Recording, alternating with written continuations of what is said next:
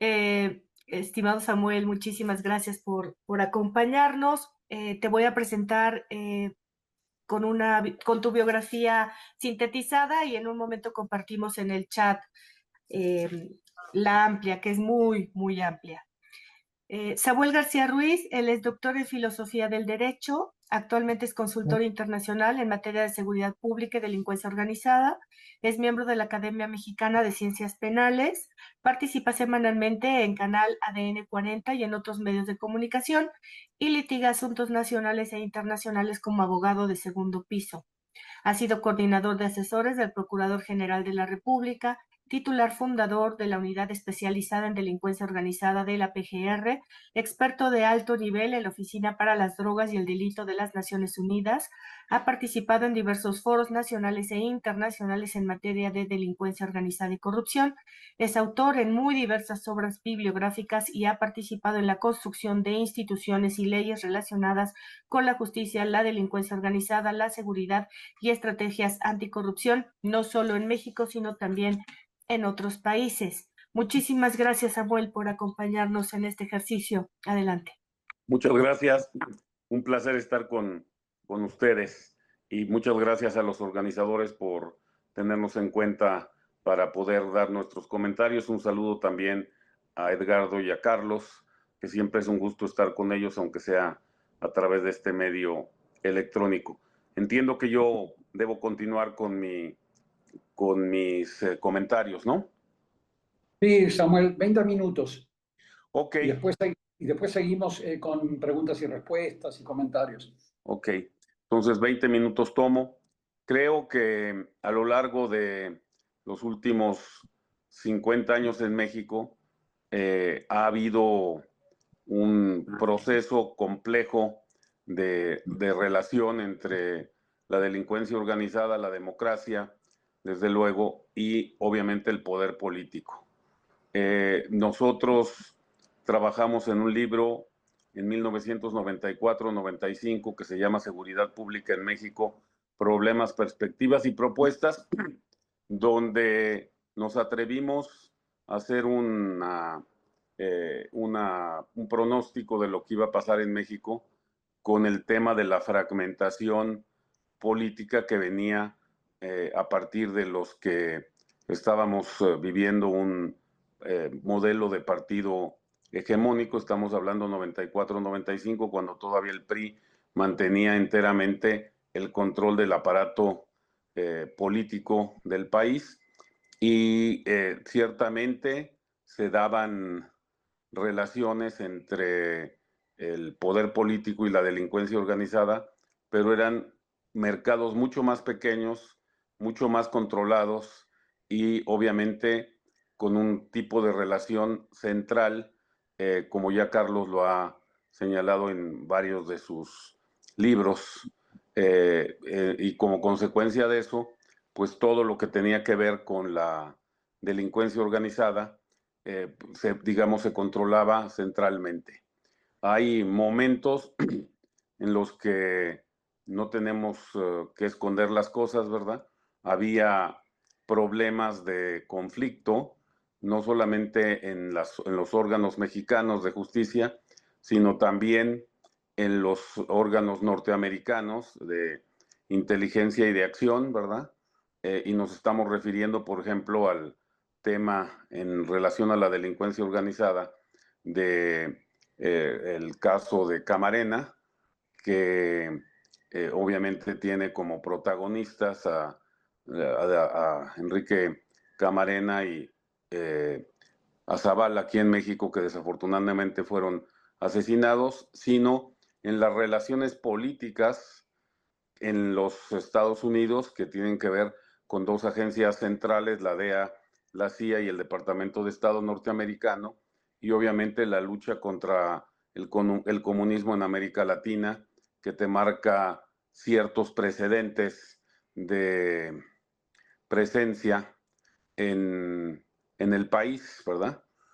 Ahora con el juicio de Caro Quintero allá en Nueva York, seguramente son de los tópicos que se están digamos, desarrollando en las negociaciones y que pueden tener consecuencias en México, porque algunos de los integrantes de ese momento pues siguen teniendo una presencia en México, y pues algunos artículos recientes subrayan pues el tema de las investigaciones en Estados Unidos relativas contra México de este caso. Pero este es un marco muy importante en el que obviamente la presencia de agencias norteamericanas en México y sus relaciones con sus operadores en México tienen elementos centrales de digamos, relación directa con acciones concretas, ¿verdad? En México. Y nos referimos desde luego a las consecuencias de las sentencias, por ejemplo, del caso Camarena, ¿verdad? Cuando en el 2013, después de 20 años, le otorgan un amparo legalista por parte de un colegiado de Jalisco a, a Caro Quintero, que lo saca de la prisión y que trae como consecuencia el que se desarrolle un amparo directo en revisión por parte de la familia de Camarena para restablecer la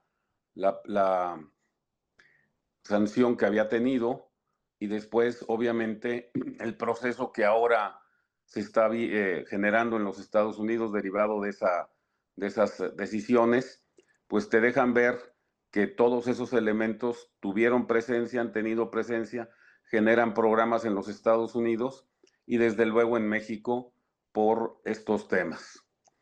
El impacto que esto está desarrollando el día de hoy, ya cuando los cárteles mexicanos han sido declarados como organizaciones narcoterroristas, y yo quiero aclarar que en los términos de la legislación que pues Edgardo y yo conocemos muy bien, porque cuando trabajábamos en Naciones Unidas en el año 2000, yo del 2000 al 2004, ¿verdad? Pasaron todo lo que tuvo que ver con el 11 de septiembre y las consecuencias de el tema digamos, de las reacciones internacionales al mundo del terrorismo, las nuevas legislaciones y tratados sobre terrorismo, pues son realmente, digamos, importantes de analizar. Independientemente de esa definición que es política por la designación, los cárteles mexicanos hacían acciones terroristas antes del año 2025. Y hay elementos concretos porque se aplica la legislación internacional en el tema de terrorismo, ¿verdad? En acciones concretas, como por ejemplo la utilización de explosivos en Morelia, Michoacán, en un acto en diciembre, ¿verdad? No cabe duda que tiene que ser calificada como una acción terrorista.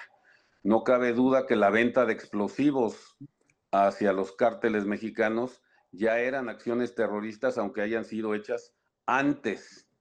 Y no cabe duda, por ejemplo, que acciones como las que hicieron los Arellano en los 90s, cuando trajeron a personal del Oriente Medio, ¿verdad?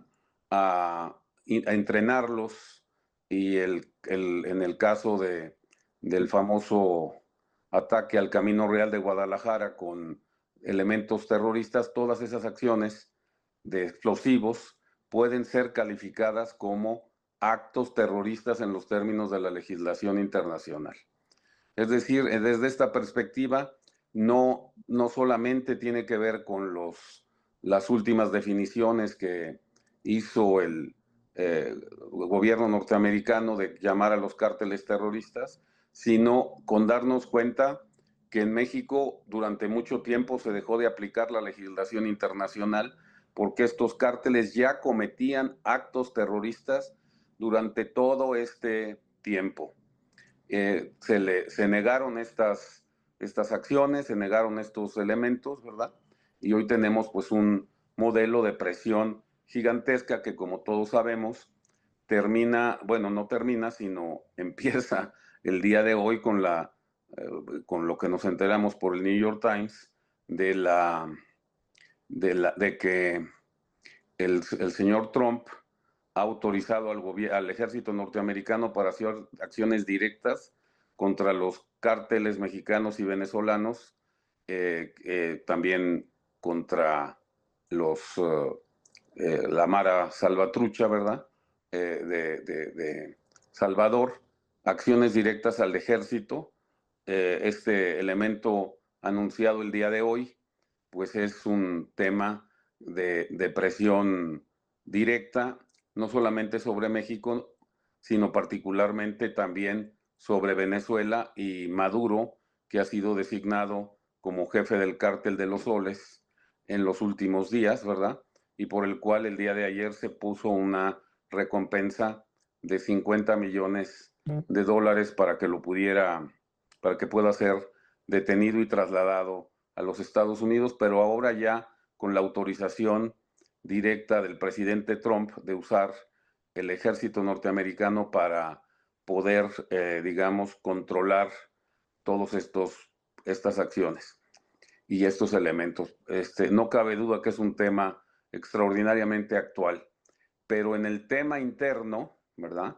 Reflejado esta presión internacional sobre el tema interno, creo que es muy importante subrayar que la presión sobre los cárteles latinoamericanos es clara, es directa, y que durante los últimos tal vez 20 años, ¿verdad? Se ha fraguado una relación todavía mayor entre los cárteles mexicanos y la política mexicana, precisamente por la fragmentación. Ha habido momentos que nosotros hemos destacado, ¿verdad? El mayor error de Genaro García Luna en el año del 2007, cuando tomó posesión como secretario de Seguridad Pública, fue pensar que podía haber ganado una batalla a través de las policías locales, y destinó cantidades gigantescas durante los años 2007, 2008 y 2009 el gobierno mexicano, por sugerencia de García Luna, para tratar de controlar las policías municipales para que se pudieran oponer en una estrategia política a las policías estatales. Y eso generó el fortalecimiento mayor de la delincuencia organizada en México, porque generó una fragmentación y una infiltración en donde los cárteles entendieron que al que tenían que controlar, a diferencia de los años hasta el 94, 95, ¿verdad? Bueno, hasta el 97 en realidad, ¿verdad? Que el control se tenía que hacer mucho más por las policías federales, ¿verdad? Se extendió esta influencia hacia las policías locales, que fueron armadas, les dieron patrullas y radios y equipos de comunicación y de inteligencia, que sin ser verificadas y sin ser, digamos, pasadas por los procesos de vetting, pues fueron fortalecidas supuestamente, pero en realidad eso fue el detonante mayor que generó digamos, la multiplicación de las capacidades de la delincuencia organizada. Yo siempre lo he dicho y lo he platicado aquí con mis colegas, es como si pensamos que hay un policía corrupto, 3 policías corruptos municipales que van en bicicleta y que tienen una pistola pequeña, ¿verdad?, de un revólver, y van con elementos escasos, ¿verdad? Y a esos policías, pues su capacidad de hacer daño está en relación con sus medios. Si esos mismos policías corruptos les damos patrullas, radios, les damos armas largas, ¿verdad? Se integran a la delincuencia organizada y entonces como vimos en el caso de Guerrero, del presidente municipal de Iguala, ¿verdad? Generas realmente las estructuras de apoyo a la delincuencia organizada que permiten actos atroces, no solamente como el de Ayotzinapa, sino también como el caso de el Z40 y el Z42, ¿verdad? En el caso de el tráfico de migrantes.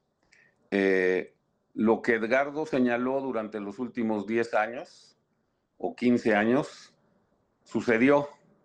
Pasaron del narcotráfico al control integral de muchos fenómenos delictivos a lo largo y ancho del país, 26 tipos delictivos, decía Edgardo, ¿verdad? Que hoy vemos claramente representados, no solamente por el tema del narcotráfico, del narcomenudeo, del tráfico de migrantes, del huachicol, del control territorial en la venta de productos pirata, del control en el tema de la extorsión y obviamente el tema del huachicol, que está siendo atacado como una de las razones centrales, no solamente porque, como se está demostrando en las investigaciones entre México y Estados Unidos, el huachicol ha generado unas cantidades de dinero muy importantes, no solamente en México, sino también en el sur de Texas, con consecuencias de destrucción del poder digamos, estatal y municipal, sino también, evidentemente, del lado norteamericano en la infiltración de los circuitos económicos y posiblemente políticos, ¿verdad? Con consecuencias en el financiamiento electoral de ambos lados de la frontera. Es decir, no debemos de ver de manera aislada la acción que se está dando en la lucha contra el huachicol en la zona fronteriza entre México y Estados Unidos, sino en la presencia real de lo que significa este problema en el sur de Texas, ¿verdad?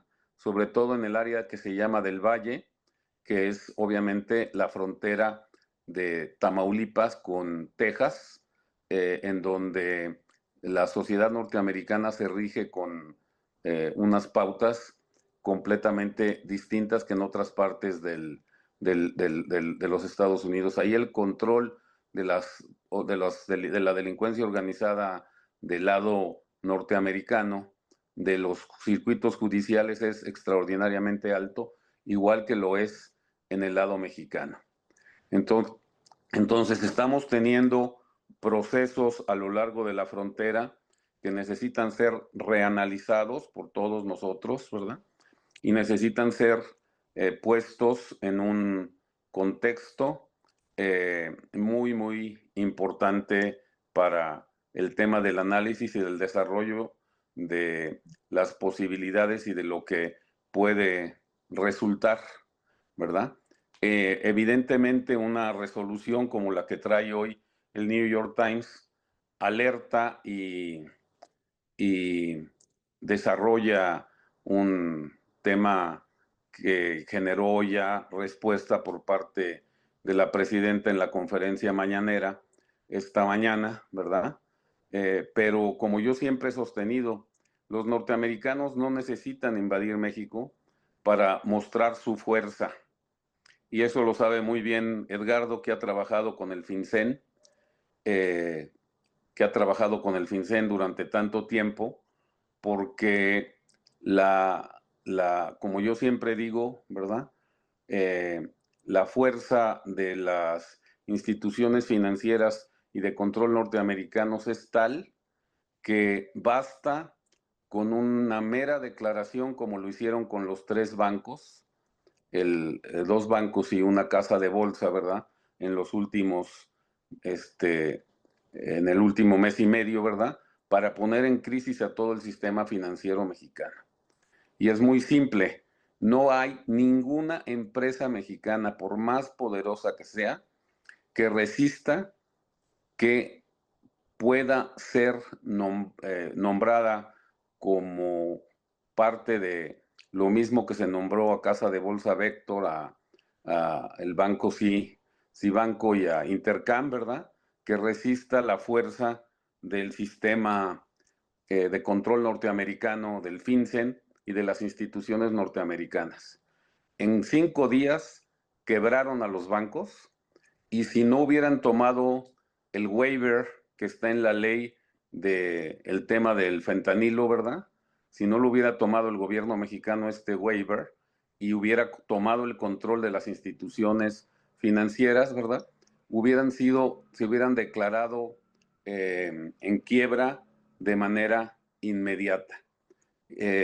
Y como lo sostengo, no hay institución económica mexicana ni empresa mexicana que pueda, grande, ¿verdad?, que pueda trabajar en los temas económicos que resista a este tipo de asuntos. Por lo tanto, si acaso, como ya ha pasado en otras ocasiones, ¿verdad?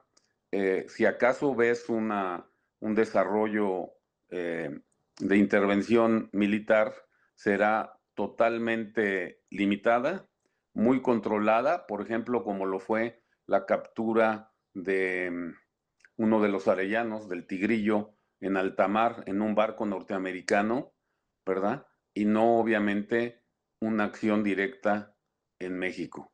Sin embargo, sí se puede pronosticar que para Maduro, ¿verdad? Que para Maduro puedan desarrollarse acciones mucho más agresivas y concretas, ¿verdad? Incluyendo su traída a los Estados Unidos por, por una operación militar. Si se descuida, ¿verdad?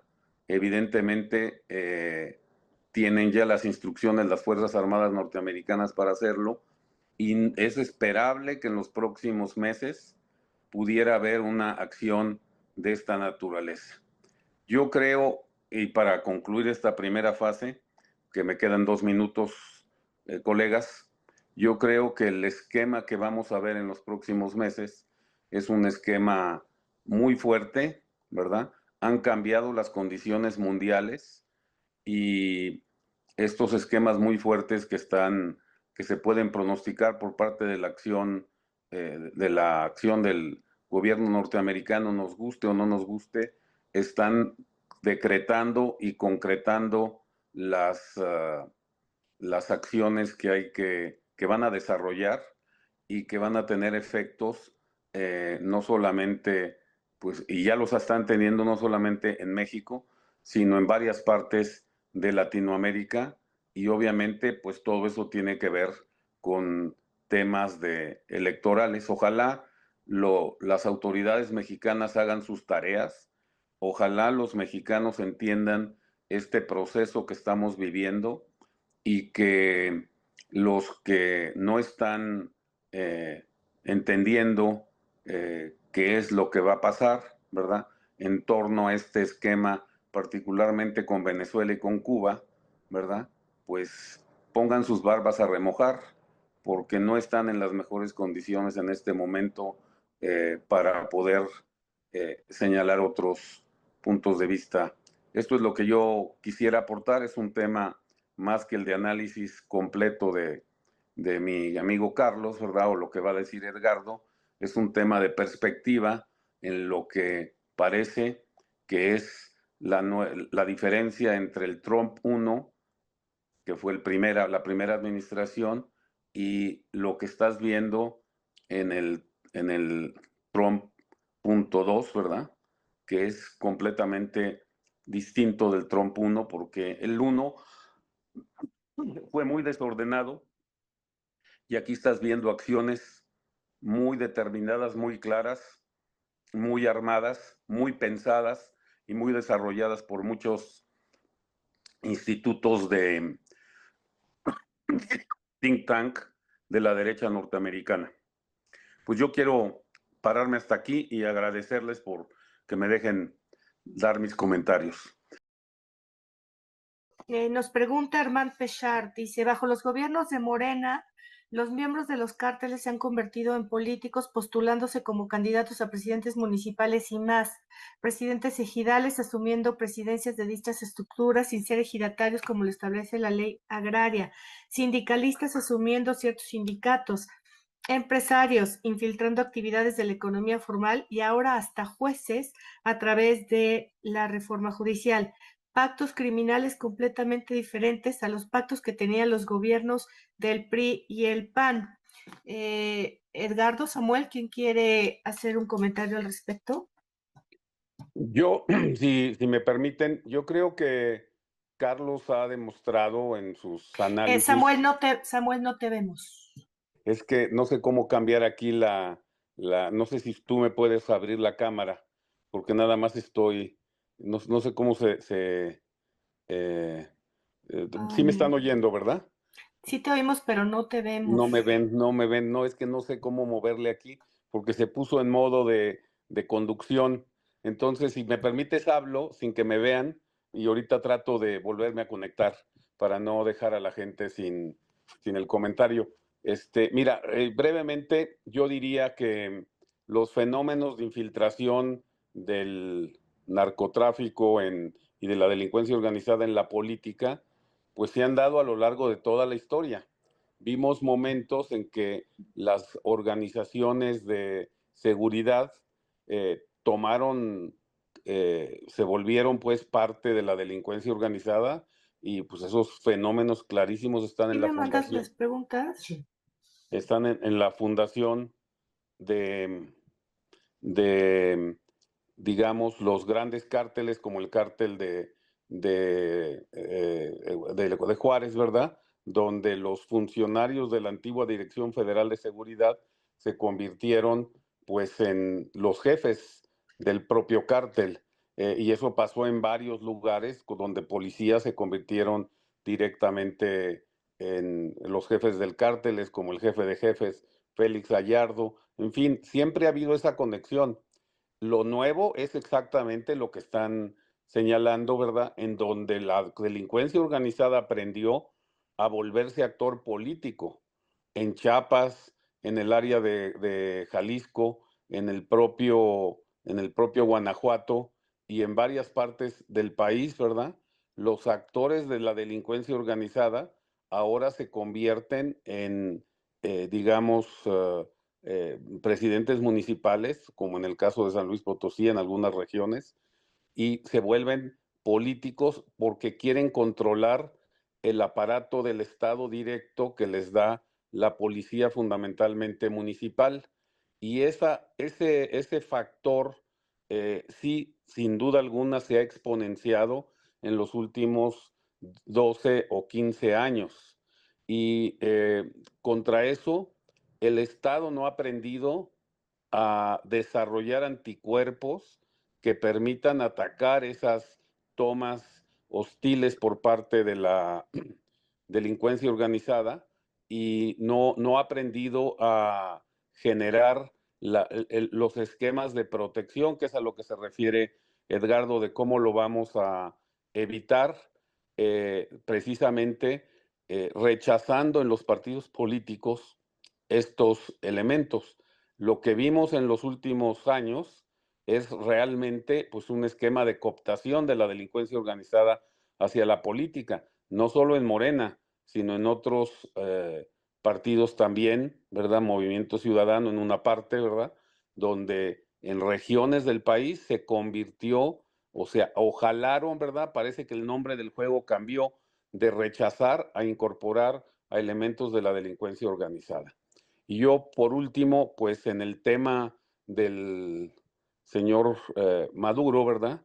Y su vinculación con México para determinar si hay o no en las investigaciones que ha realizado México factores que vinculan a Maduro con, digamos, cargamentos enviados a través de México a los Estados Unidos, pues ha habido aseguramientos de aviones que despegan de Venezuela y que aterrizan en México y que México ha compartido de nuevo con los Estados Unidos, donde se demuestra que eso es una realidad, que sí hay cargas que provienen de Venezuela, que fueron aseguradas varias partes de México a lo largo de los años, entre ellas en Campeche, por ejemplo, en Ciudad del Carmen y en otros aviones que nada más hay que seguirle digamos, el paso y en su vinculación con las FARC para demostrar pues que en México sí existen elementos que vinculan a, digamos, al menos a Venezuela con, con elementos mexicanos de investigación. Sale ya, hasta aquí me quedo. Muchas gracias. Gracias, Samuel. Pues ya has contestado varias de las preguntas. Bueno, los tres han contestado ya varias de las preguntas particularmente sobre el tema de Venezuela. Hay bastantes.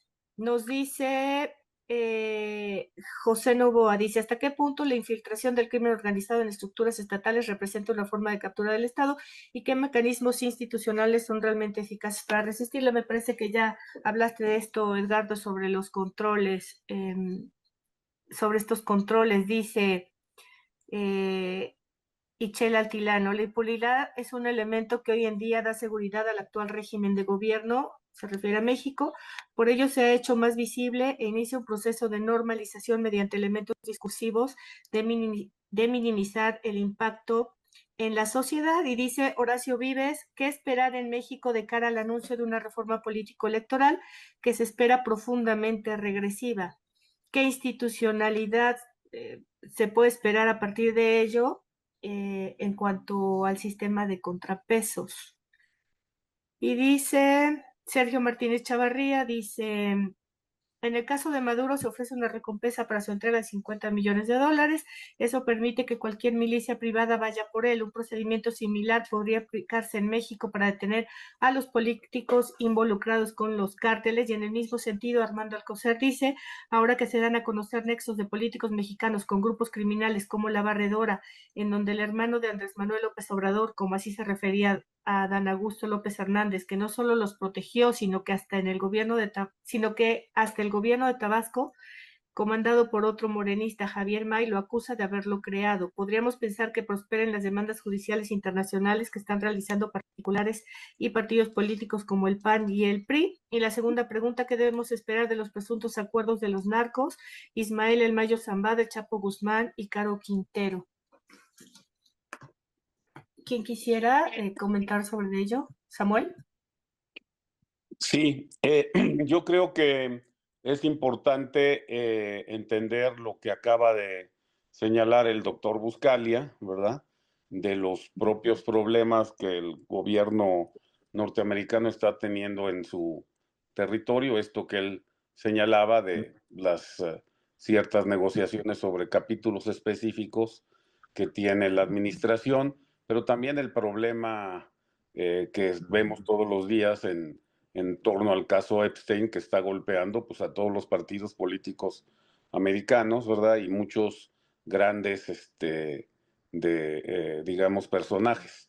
Ahora, eso no quiere decir, como lo dice Edgardo, que las agencias norteamericanas no estén desarrollando lo mejor que pueden el trabajo. Edgardo habló del caso de digamos, los sobrinos de la esposa de Maduro en Estados Unidos ya sentenciados, pero también tienes el caso SAP que fue desarrollado en Miami y que implica a pues este señor colombiano venezolano que fue detenido en Cabo Verde, me parece, y trasladado a los Estados Unidos, aunque después liberado por negociaciones políticas también en este punto. Pero evidentemente, pues en el gobierno americano está el desarrollo que está realizando, pues fundamentalmente el área más dura de Marco Rubio como secretario de Estado, que tiene una función muy clara de estar presionando hacia el área de Venezuela. Si preguntaban si será posible que algún día pudiera ser detenido Maduro y llevado a los Estados Unidos, pues ya ha pasado en otras circunstancias con Noriega, ¿verdad? Aunque tuvo un costo en vidas humanas muy alto, pero, pero bueno, pues lo que está aquí autorizándose, según afirma el New York Times, en la utilización de la fuerza, es la posibilidad de que exista un comando que realmente vaya por el presidente Maduro y lo lleve de alguna manera a los Estados Unidos. O sea, ese ya, o sea, dejó de ser una mera hipótesis para convertirse en una posibilidad real dotada de digamos, según lo indica el New York Times, de un instrumento jurídico que puede ser polémico a nivel internacional, pero que te marca una posición muy clara. Y bueno, hay que entender el por qué lo están haciendo, ¿verdad? Evidentemente en el contexto, pues Rusia no ha ido con Ucrania ni podrá aparentemente, y por lo tanto, obviamente en el esquema internacional, Irán atacó a través de Hezbollah y Hamas a Israel, ¿verdad? Tampoco pudieron avanzar ahí, y bueno, las últimas acciones de Israel y de Estados Unidos contra Irán demuestran que prácticamente el ir por Maduro, traerlo a los Estados Unidos, tendría muy poco costo para el gobierno norteamericano, y geopolíticamente, pues sí pueden, ¿cómo se llama?, realizar una acción de esa naturaleza. Yo me pregunto, ¿verdad?, si el señor Maduro, con lo que se cree y piensa que tiene el control, ya cuando está viendo una autorización de esta naturaleza, si el señor Maduro pues está tranquilo, ¿verdad? Sabe que puede ser ya puesto como blanco, pueden ir por él, o literalmente pues pueden utilizar un dron por ser ya determinado como parte de un grupo terrorista internacional de manera directa, ¿verdad? Entonces, seguramente estará como Saddam Hussein en sus días, ¿verdad? En sus últimos días, pues mucho más escondido todo el tiempo, porque evidentemente nadie puede, digamos, esconderse contra un ataque de misiles como el que se realiza contra pues los grandes líderes de las organizaciones terroristas. Entonces, en el caso de Maduro, pues cada vez estará, ¿cómo se llama?, teniendo la misma actitud de Saddam Hussein, al menos por los próximos años, ¿verdad? Y y evidentemente pues estará sometido a una presión muy fuerte, una presión gigantesca en torno a su propio entorno, de una absoluta desconfianza. Eso es lo que está produciendo, me parece a mí, esta orden. Así que si creemos que sea posible que pueda ser llevado a los Estados Unidos a ser juzgado, pues sí, sí puede ser. Y además con un desprestigio internacional total, porque eh, no ha tenido, pues obviamente, el respaldo de su pueblo en las elecciones, ¿verdad? Y ha tenido que hacer fraude electoral que reconocen todos reconocen todas las organizaciones internacionales y la mayoría de los sectores políticos del mundo. Así que está en una situación de mucho debilitamiento. También hay que entender que este mensaje de Trump es un mensaje al gobierno español, por ejemplo, en sus relaciones con Venezuela, y, y un mensaje a otros gobiernos que tienen relaciones directas con el señor Maduro y que en cierto sentido pues lo apoyan. Así que no puede ser la geopolítica más dura, eh, a pesar de todos los temas que estamos viviendo, que son bastante complejos en Europa y en el Medio Oriente, ¿verdad? Pues se abrirá seguramente este frente en América Latina. Hay un comentario de Jesús Ortega que dice, es verdad lo que dice el doctor Buscaglia acerca de que el presupuesto nacional sigue siendo creado y dirigido por instituciones del Estado, pero considero que hay regiones en el país que incluyen entidades federativas cuyas economías no dependen ya de los recursos federales establecidos en los presupuestos federales y estatales, sino que se ha establecido una narcoeconomía o economías totalmente integradas a las mafias delincuenciales. Ejemplos: la Tierra Caliente, que comprende al estado de Guerrero, Michoacán, Estado de México, o Sinaloa, Colima, Baja California, la frontera del noreste mexicano también. Esta integración de economías regionales con los cárteles hace más difícil combatir la delincuencia organizada, y el Estado federal prefiere convivir con esas economías mixtas, que son economías formales integradas a la economía delincuencial. Y dice Luis Núñez, otro comentario, dice, se calcula que el régimen venezolano maneja el 25% de la cocaína a nivel mundial y la penetración de dinero de los narcos a las dos próximas campañas electorales en Perú 2026 ya está más que comprobada. También dice Sofía Carvajal que la sociedad tenga la capacidad de dique de denuncia, dice el doctor Flores, de denuncia, perdón, la capacidad de dique de denuncia, dice el doctor Flores, de denuncia que quien atienda, no entendí muy bien la pregunta. María Araceli Colín dice, Maduro y su relación con cárteles nacionales. Dice la presidenta Sheinbaum esta mañana respondió que no tienen informes y que sí tienen pruebas, las presenten. Esto ya lo comentó Samuel.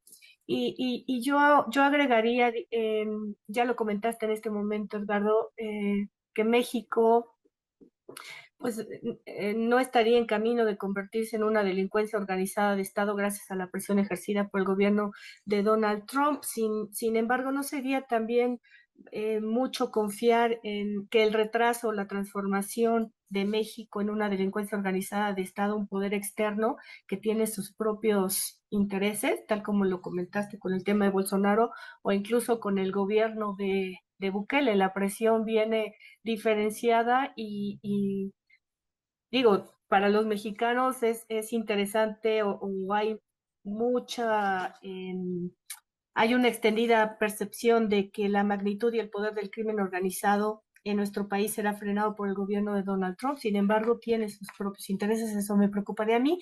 Y otra pregunta es, eh, ¿será que veremos a partir de lo que canten los Chapos y los Mayos acusaciones directas y persecución contra políticos, militares, grupos empresariales de primer nivel, que no solo de México, sino de varios países en los que están involucrados? Así que yo creo que con esto ya terminamos. Los dejo. Samuel. Pues un último comentario, muchas gracias por la invitación. Creo que el día de hoy pues tuvimos que salir del ámbito nacional, donde estaba el tema de democracia planteado en el tema mexicano, pero por las noticias del día de hoy en el ámbito internacional, porque además tenemos que compararlo para ver realmente lo que nos toca y obviamente los factores externos, pues se desarrolla de una manera fuerte en el tema de las perspectivas de lo que puede pasar. Yo, igual que Edgardo y que Carlos, ¿verdad? No es que estemos diciendo lo que deseamos, analizamos lo que está sucediendo a partir de las informaciones del gobierno norteamericano y de las reacciones del gobierno norteamericano. Y Edgardo hablaba de extracción, cosa que hay que analizar si se va a hacer una posible extracción, pero yo también hablé de un tema de la utilización de drones directamente contra el señor Maduro, ¿verdad? Porque cuando la orden ejecutiva del presidente Trump, ¿verdad? Nos guste o no nos guste, habla de la utilización de la fuerza, no solo se refiere a extracción, se refiere a una autorización expresa para usarla contra un líder de un cártel a través de drones u otros elementos explosivos que han sido muy utilizados no solamente en el área de Afganistán y Pakistán, sino también en el área de Yemen, que Edgardo conoce muy bien, contra objetivos militares norteamericanos. Es decir, en mi opinión, creo que la designación de Maduro con el tema de la aumento en la recompensa para su captura, pues no solamente implica una autorización para usar una extracción, sino posiblemente también una autorización para usar equipo militar en su contra de manera selectiva en donde se encuentre. Por eso yo hablaba de cómo se tiene que sentir el día de hoy el señor Maduro, ¿verdad? Pues bastante parecido a dos personas, a Gaddafi y al señor Saddam Hussein, o como también fue en el caso de Siria. Es muy fuerte lo que está sucediendo, ciertamente, hay que analizarlo con calma, ¿verdad? pero evidentemente, pues la inteligencia norteamericana y la justicia norteamericana desarrolla elementos de análisis que van mucho más allá de los testigos, sino que analiza elementos de prueba que se van obteniendo no solo en México, en varias partes de América Latina, para ligar al gobierno con estos embarques de drogas, ¿verdad?, hacia los Estados Unidos, incluyendo ahora el tema que dice expresamente el envío de cocaína, ya con el tema, digamos, de fentanilo incluido en el embarque. Esto es muy fuerte, esto lo ubica y lo lleva a toda la legislación contra el fentanilo también, no solamente con el tema de narcoterrorismo, y lo pone como un blanco internacional del gobierno norteamericano, al cual es muy difícil, como estamos diciendo, pues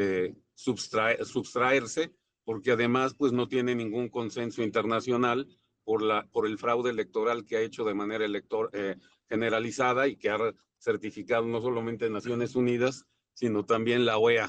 Así que la legitimidad internacional del señor Maduro está en menos de cero, ¿verdad? Y como consecuencia de eso, pues no tiene ninguna capacidad de decir que se trata de un gobierno legítimo con la autorización del Estado, ¿cómo se llama?, venezolano. Así que las consecuencias en los próximos meses o semanas o en el tiempo mediano, ¿verdad?, pues serán en su contra muy claramente dadas. Y esto, como digo, no es lo que uno quiere, es lo que uno ve y analiza. Y con esto yo termino y les agradezco la invitación.